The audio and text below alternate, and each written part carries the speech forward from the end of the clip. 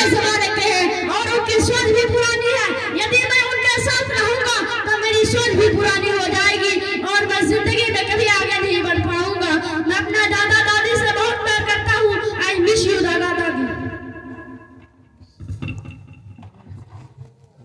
पाएगा, उम्मीद करता हूँ कि आप हमारा साथ देंगे। सर हमें तो इंग्लिश नहीं आती क्योंकि मैंने एक हिंदी माध्यम स्कूल में पढ़ा है और मैंने कभी इंग्लिश में बात भी नहीं की। अभी हमारे लिए इंग्लिश बोलना बहुत मुश्किल है सर। मुश्किल है पर नामुमकिन तो नहीं। अगर आप कोशिश करेंगे तो आप जल्द सीख जाएंगे, लेकिन तब तक आप रशीद से बात नहीं करेंगे। Because rules are equal for all. Sir हम मानते हैं कि हमें इंग्लिश नहीं आती, इसलिए मैंने अपने बच्चे को स्कूल में दाखिल करवाया ताकि वह हमसे बेहतर एजुकेशन प्राप्त कर सके और जिंदगी में कामयाब इंसान बन सके। इसका मतलब ये नहीं है कि हम अपने बच्चे से इसलिए बात करना बंद कर दे क्योंकि हमें इंग्लिश नहीं आती। यह हमारे लिए बहुत गलत बात है सर। आखिर वो हमारा बेटा है, मैंने उसको पैदा किया सर। बिल्कुल सही कहा आपने मिस्टर मजीद। हर माँ बाप यही चाहता है कि उसके बच्चे उससे भी आगे निकल जाए और लाइफ में कामयाब बन सके। हर पीढ़ी के अंतराल सोच परिवर्तित हो जाता है, इसे ही हम जनरेशन गैप कहते हैं। मगर ये सब मुझे क्यों बता रहे हैं सर, मेरे समझ में नहीं आया।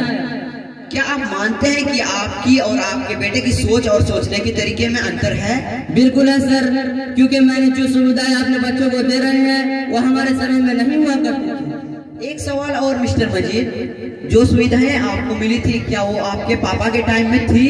बिल्कुल नहीं सर, तभी तो स्कूल भी नहीं हुआ करती थी। एक आध को स्कूल भी हुआ करती थी तो सारे बच्चे स्कूल नहीं जाया करते थे। मतलब यह है कि आपके पापा के टाइम स्कूल भी नहीं हुआ करते थे, टेक्नोलॉजी भी एडवांस नहीं थी, रेडियम का जमाना था मिस्टर मजीद। आपके समय में टीवी और लाइनों की सुविधाएं आ चुकी थी, लेकिन आपका बेटा जिस टाइम पैदा हुआ है वह इंटरनेट का जमाना है। आज सबके पास mobile, laptop, computer, hyper technology है। सरल भाषा में कहे तो टेक्नोलॉजी ने इंसान को हाईटेक कर दिया है।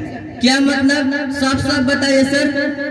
दरअसल आज हमने बच्चों का एक टेस्ट किया जिसमें सभी बच्चों ने ठीक लिखा, लेकिन जिसमें उन्होंने अपने ग्रैंड पेरेंट्स के बारे में लिखा, सभी बच्चों ने तो ठीक लिखा, लेकिन आपके बेटे ने जो लिखा उसने तो मुझे भी अंदर तक झंझोड़ दिया। इसीलिए मैंने आपको फोन करके यहाँ बुलाया है। आप ये खुद पढ़ लीजिए मिस्टर मजीद। मेरे प्यारे दादा दादी, मेरा नाम रशीद है। मैं 5th क्लास का विद्यार्थी हूँ। मैं अपने दादा दादी से बहुत प्यार करता हूँ, वह भी मुझसे बहुत प्यार करता है। मेरी दादी मुझे राजा रानी और परियों की कहानियाँ सुनाती है।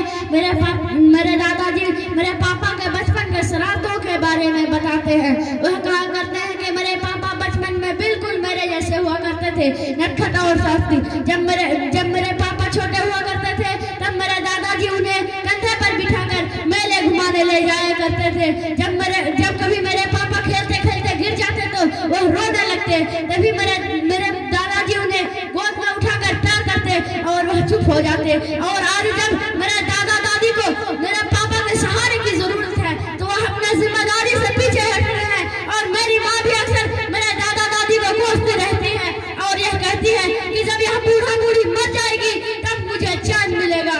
मेरी माँ ने मेरे दादा दादी को समय पर खाना देती है और ना ही दवाई। मैं पिछले 1 साल से दादा दादी के कमरे में नहीं गया हूँ क्योंकि मेरे उनके साथ मिलना, बातचीत करना मेरे मम्मी पापा को पसंद नहीं। वह कहते हैं कि मेरे दादा दादी पुराने जमाने के हैं और उनकी सोच भी पुरानी है। यदि मैं उनके साथ रहूंगा तो मेरी सोच भी पुरानी हो जाएगी और मैं जिंदगी में कभी आगे नहीं बढ़ पाऊंगा। मैं अपने दादा दादी से बहुत प्यार करता हूँ। आई मिस यू दादा दादी। देखिए मिस्टर मजीद, मेरा आपकी इंसल्ट करने की बिल्कुल भी नहीं है। मेरा मकसद आपकी इंसल्ट करने की बिल्कुल भी नहीं है। आपका बेटा बहुत ही होशियार और होनहार लड़का है। बच्चे तो कच्ची मिट्टी के जैसा होता है। माँ बाप और अध्यापक जिस तरह का रूप देना चाहे दे सकते हैं। आज जो आप अपने बच्चे के दिमाग में इस तरह के सोच, दादा दादी के बारे में इस तरह के सोच विकसित कर रहे हो और जिंदगी भर उसके साथ रहेगा, वो पढ़ लिख जाएगा, उसकी शादी होगी, उसके भी बच्चे होंगे, कल से वह अपने बच्चे को आपसे दूर रखने को कहेगा तो आपको कैसा महसूस होगा मिस्टर मजीद? बस कीजिए सर, बस कीजिए। मुझे अपनी गलती का एहसास हो गया है। जाने अनजाने में मुझसे और मेरी बीवी से बहुत बड़ा पाप हुआ है सर, मुझे माफ कर दीजिए सर। चुप कर जाइए मिस्टर मजीद। अगर माफी मांगनी है तो अपने माँ बाप से मांगिए जिसका आपने बहुत दिल दुखाया है। मैं आपने बिल्कुल ठीक कहा है सर। मैं अपने माँ और बाप का बहुत बड़ा गुनहगार बेटा हूँ और मेरे बेटे राशिद का भी। आज से मैं वादा करता हूँ कि राशिद को उनके दादा दादी से मिलने और बात करने से कभी मना नहीं करूँगा। मुझे माफ कर दीजिए सर। ये हुई ना बात। चलिए मिस्टर मजीद, हम आपका घर चलते हैं। आपके मम्मी पापा आपका इंतजार कर रहे हैं।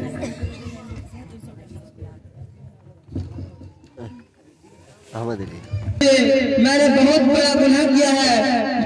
राशिद को तुमसे बात करने से, तुमसे मिलने से, तुमसे रहने से, तुम्हारे घर जाने से मैंने बहुत गलत बात किया है सर। मुझे माफ कर दीजिए पापा जी। बेटा ठीक है। माँ जी आप भी माफ कर दीजिए मुझे। मुझसे बहुत बड़ा पाप हुआ है माँ जी। ठीक है बेटा, हमने तुम्हें माफ किया। ला रे वो पंजन पानी बोतल हटे थे, पानी बोतल हटा उन्होंने। माँ जी मुझे माफ कर दीजिए, मुझसे बहुत बड़ा पाप हुआ है माँ जी। ठीक है बेटा, मैंने तुम्हें माफ किया। पापा आप भी मुझे माफ कर दीजिए। ठीक है बेटा, मैंने आपको माफ कर दिया।